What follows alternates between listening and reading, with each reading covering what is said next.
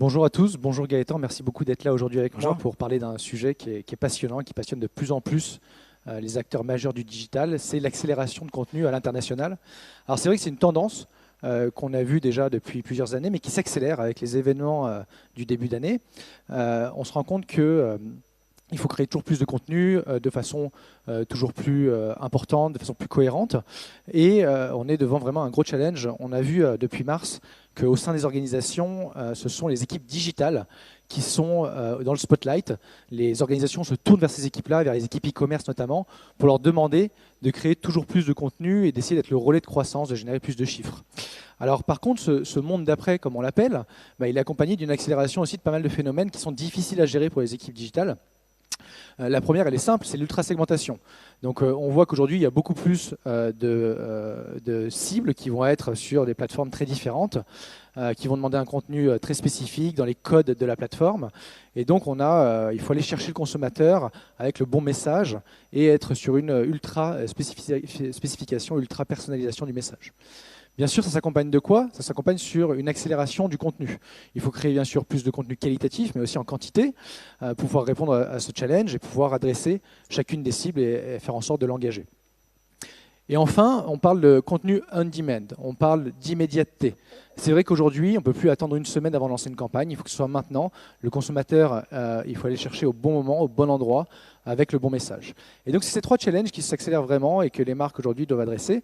Alors, c'est vrai que chez DataWars, on accompagne les grandes sociétés depuis plus de 20 ans sur ces métiers-là. On a une Digital Factory qui livre des dizaines de sites e-commerce tous les jours, une Content Factory qui livre des milliers d'assets, des vidéos, des bannières, des textes, des newsletters, des landing pages dans toutes les langues, dans tous les formats. Mais on se rend compte quand même qu'avec cette accélération, même si on a les meilleurs experts du monde, même si on a les expertises les plus pointues sur les différentes cultures des différents pays, on se rend compte que l'être humain, sans technologie, malheureusement, il atteint parfois une limite. Et donc, je suis très fier d'être aujourd'hui avec toi, Gaëtan, parce que tu as vu la naissance de Wezen. Wezen, c'est la brique technologique du groupe DataWars qui nous permet de répondre à cette problématique du Multicultural Technologies. Ouais, merci beaucoup Fred pour l'introduction. Effectivement, Wazon, c'est la composante techno du groupe DataWords et notre mission, et en fait la mission du groupe au global, c'est que votre contenu textuel fasse le tour du monde. Sauf que ce tour du monde, bah, ça prend un peu de temps et on est convaincu qu'avec un petit peu de technologie dans l'équation, on peut vraiment vous aider à accélérer, à déployer votre contenu. Alors, le parallèle avec SpaceX, juste avant, je parle de Wazon en 2 secondes. Wazon, c'est une plateforme donc en ligne qui a vocation à héberger la rédaction et la traduction de votre contenu, donc de votre texte. Et le parallèle avec SpaceX, c'est quoi? Un, c'est la technologie qui vous permet d'accélérer très très vite pour lancer votre contenu.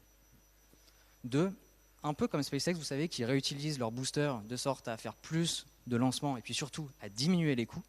Et bien en fait, chez Wazon, on met en place tout ce qu'on peut pour faire en sorte que vous réutilisiez au maximum ce que vous produisez. Et donc finalement, diminuer vos coûts à la fin de l'année. Et puis troisième élément, finalement il faut toujours des experts qui connaissent le monde par cœur. Pour SpaceX, c'est les astronautes. Ces astronautes, c'est un peu les experts multiculturels, multilingues, les linguistes, les experts SEO qui représentent le réseau DataWorks. Alors c'est vrai qu'on parle beaucoup d'IA, on parle beaucoup de technologie, mais est-ce que ça suffit pour répondre vraiment aux challenges de nos clients? Parce que moi je les ai au quotidien au téléphone ou je les vois en visio, et ils me disent un petit peu tous la même chose. C'est-à-dire qu'ils ont des gros challenges, ils ont des difficultés qu'ils doivent surmonter, et est-ce que la technologie réellement, elle permet de répondre à cela? Ouais, écoute, il nous reste à peu près 10 minutes tous ensemble. Ce que je te propose, tu m'expliques les quelques challenges principaux que tu rencontres avec tes clients, puis moi j'essaie de vous donner quelques briques de solutions techno, d'innovation qu'on peut mettre en place. C'est très simple. Le premier, c'est qu'ils me disent tous que leur organisation, historiquement, elle n'a pas été créée pour gérer le digital. Donc il y a des briques de digital un petit peu partout, dans tous les services. Et donc on se rend compte que chacun va un peu participer au digital, parfois reproduire les mêmes contenus pour une raison d'urgence. Et donc on a des silos qui naturellement se forment, malgré le fait que, bien sûr, on soit dans la même organisation. On a essayé quand même de mettre des outils en place, donc ils mettent en place des PIM, des CMS, des CRM, des DAM. Ça nous a quand même aidé, bien sûr, tout le monde travaille à peu près sur la même plateforme, mais bien sûr, il y a toujours des exceptions, il y a quand même la multiplicité des acteurs, il y a les filiales, il y a les agences. Donc on n'a pas encore trouvé vraiment la solution, et du coup, on continue, malheureusement, à créer du contenu de façon répétitive, qui est parfois le même contenu, mais à différents moments du cycle de vie du produit. Ouais, en effet, ton problème de silo, il est complètement double. C'est-à-dire que tu as l'aspect plutôt équipe et puis tu as l'aspect plateforme. Et en fait, Cette ultra segmentation de l'information, la solution que je te propose, c'est au contraire de l'ultra centralisé.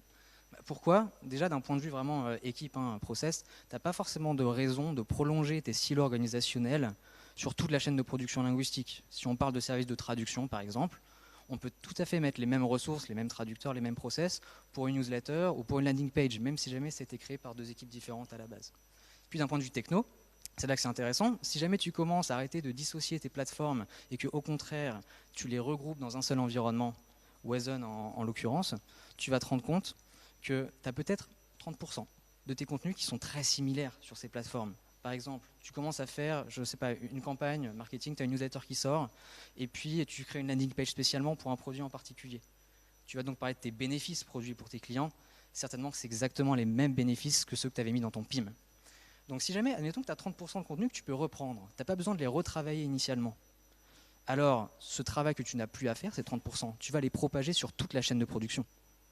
Donc toute ta validation, tu n'as plus à la refaire. Et puis ces 30%, tu vas les multiplier ensuite par le nombre de langues, et c'est là que tu as un vrai impact en fait, sur tes coûts.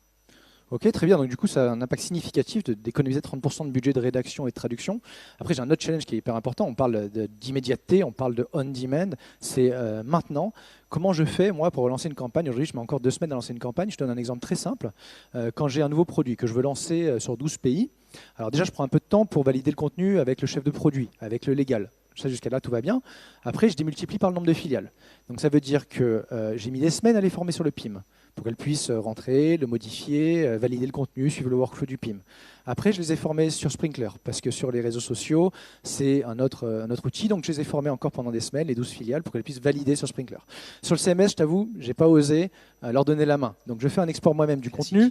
Et puis, malheureusement, je le mets sur Excel, je leur renvoie, elles doivent le valider. Puis, quand elles ont validé, eh ben, je dois réintégrer l'ensemble des contenus.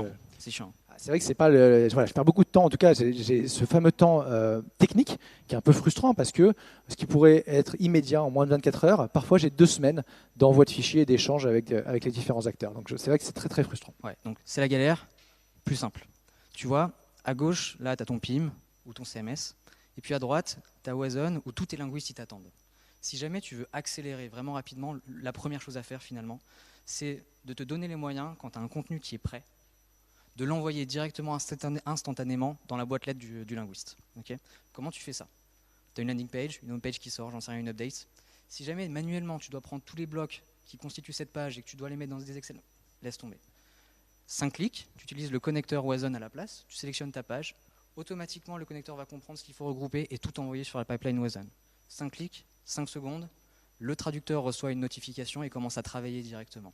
Et tu vois cet aspect notification, travail, en fait, tu vas pouvoir le propager jusqu'à la validation de tes contenus. Ce qui fait que tes filiales, tu te poses la question, effectivement, est-ce que je les forme, est-ce que je les forme pas, etc. En fait, plus simple, ils n'ont plus à travailler sur le CMS, sur le PIM, etc. Ils bossent que sur Wazon. Et on onboard même, alors pour te donner un exemple, on onboard même des équipes légales pour du réglementaire. Vous savez, ce classique, j'imprime le screenshot, je la note, je le scanne, PDF, machin, etc. Non, en fait, on les met sur Wazon parce que la plateforme est user-friendly. Et donc, au final, à quoi est-ce que tu arrives? Tu arrives non pas à diminuer 10 ou 20% de ton time to market, parce que comme tu automatises chacune des petites étapes mises bout à bout qui étaient manuelles et qui bloquaient la production, c'est pas 10%, c'est une division du time to market. Je te donne un ordre de grandeur. Une campagne que tu mettais peut-être 5 jours, une semaine à sortir, aujourd'hui tu l'as fait sur la journée. Excellent. Donc du coup, j'ai une baisse significative du budget, j'ai une accélération vraiment du déploiement, mais on a quand même dit en introduction, là aujourd'hui, il faut que je livre beaucoup plus de canaux, beaucoup plus de messages, il faut que je crée un nombre de contenus incroyable.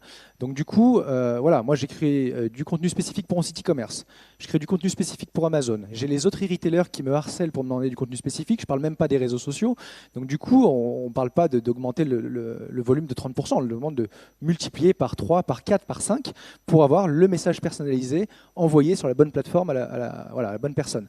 Et du coup, ça, je ne sais pas comment y répondre, parce que moi, le budget et les ressources, ce sont toujours les mêmes, voire moins qu'avant, dû à la situation actuelle. Ouais.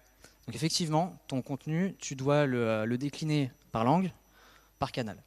Mais en fait, la tâche, elle n'est pas si immense que ça à faire, si jamais tu pars du principe qu'en fait, tous ces contenus-là ne sont que les déclinaisons, là, comme nos poupées russes, d'une idée globale, où tu as 80% de ton contenu qui est similaire finalement.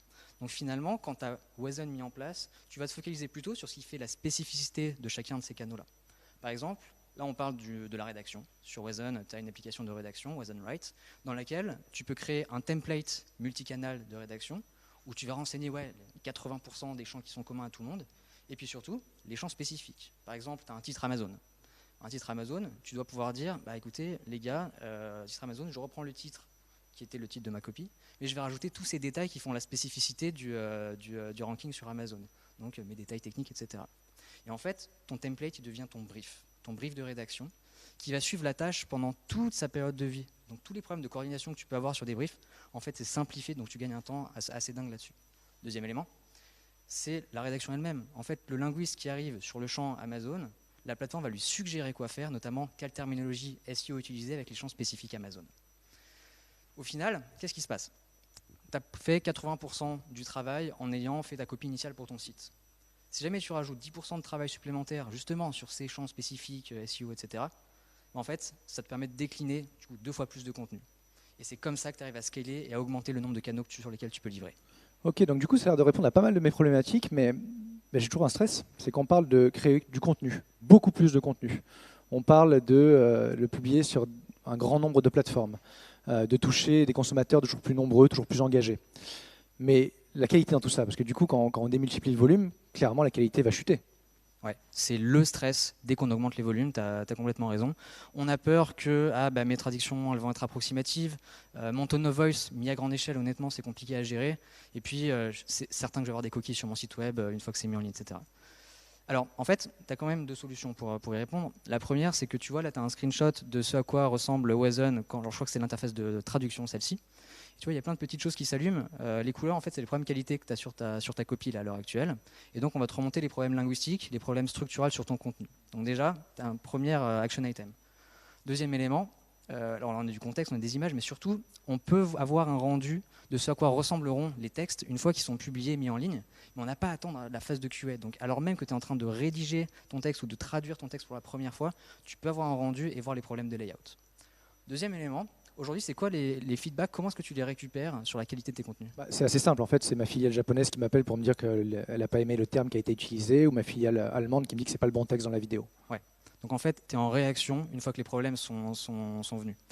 Si jamais tu mets Wazon en place, en fait, on a bourré la plateforme de plein d'indicateurs de qualité. C'est un peu l'intelligence artificielle de la plateforme sur ce côté reporting, qui fait en sorte que tu puisses savoir quels sont les traducteurs les plus performants. Tu peux te rendre compte que ta filiale japonaise, en fait, les erreurs que tu as en ligne, ça vient tout simplement du fait que tu as 50% de ton contenu qui n'a pas été validé, ou alors qui a été livré en retard, etc. Et donc tout ça, tu vas pouvoir avoir cette information. Pour te donner un exemple sur l'histoire des corrections, j'ai un client, il avait 18% de correction systématiquement à une étape de traduction interne dans son workflow. C'est-à-dire que tu avais 18% de son contenu qui était retravaillé à l'étape d'après. Grâce à Wazon, ils ont identifié le problème. 4 mois plus tard, action corrective, ils tombent à 5%, ce qui est vraiment un bon score. Alors, on est d'accord, ils auraient pu utiliser les services de DataWars à la base pour ne pas avoir les 18%. Mais ce que je veux retenir de cette histoire, c'est que vraiment la plateforme aide à prendre les bonnes décisions avant que ce soit le stress. Je comprends. Du coup, un dernier point, on parle de digital, Gaëtan, on parle de plein de contenus sur plein de plateformes, mais ce qui compte à la fin, c'est la performance. Est-ce que je vais réussir à vendre plus? Est-ce que vraiment la plateforme peut m'aider sur ça? Ouais. Performance, réponse, SEO. Okay, si jamais tu intègres le SEO dans ta stratégie de contenu rédigé, traduit, tu as gagné. 2 manières de le faire. Première, tu rajoutes une étape de check SEO à la fin. C'est top. Donc, tu as un gars qui relie dans toutes les langues, qui met tes mots-clés, qui s'assure que tes métas sont bonnes. Mais ça prend du temps. Deuxième solution, beaucoup plus intelligente au final, c'est d'arriver à mettre une stratégie SEO dès le début de ton processus, c'est-à-dire que tes mots-clés dont on parle tout à l'heure, tu leur donnes une composante, une information SEO, tu les fournis à ton traducteur dès la première étape, et avec un petit peu de formation de ton équipe de rédaction, de traduction, en fait, ton traducteur, ça devient ton expert SEO. Et c'est comme ça qu'on arrive à avoir des cas où on a 23% de trafic qui sont ajoutés là sur le client en particulier, simplement en ayant ajouté un petit peu de SEO dans le process. Merci beaucoup Gaëtan d'avoir répondu à nos challenges. Et puis si vous avez d'autres questions, n'hésitez pas à nous contacter directement. Merci à tous.